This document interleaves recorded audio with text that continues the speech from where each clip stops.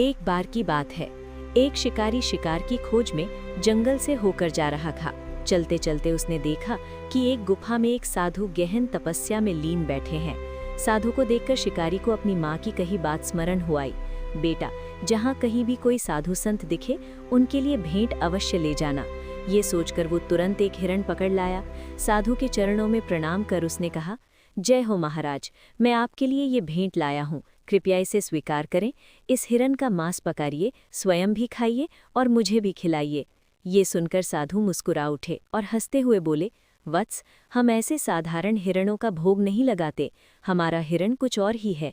शिकारी ने आश्चर्य से पूछा, महाराज, फिर बताइए आपको कैसा हिरण चाहिए, मैं तुरंत लेकर आऊँगा।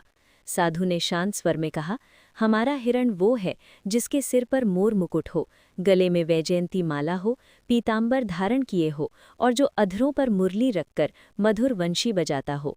ये सुनकर शिकारी सोच में पड़ गया। ऐसा हिरण भी कहीं होता है, पर वो ये नहीं समझ पाया कि साधु वास्तव में भगवान का वर्णन कर रहे थे। शिकारी ने दृढ़ता से कहा, गुरुजी, आप चिंता ना करें, जब तक मुझे ऐसा हिरण नहीं मिलेगा तब तक मैं ना कुछ खाऊंगा ना पीऊंगा। इतना कहकर वो उस अद्भुत हिरण की खोज में निकल पड़ा। जंगल में उसे बहुत से हिरण मिले, पर साधु द्वारा बताए गए स्वरूप जैसा कोई भी नहीं मिला। भूख और प्यास से वो अत्यंत व्याकुल हो गया।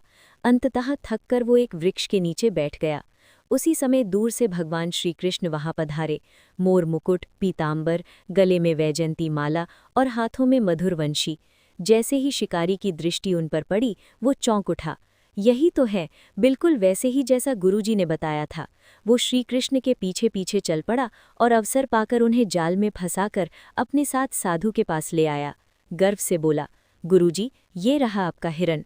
ये दृश्य देखकर साधु व्याकुल हो उठे और बोले, अरे मूर्ख, ये तुमने क्या कर दिया?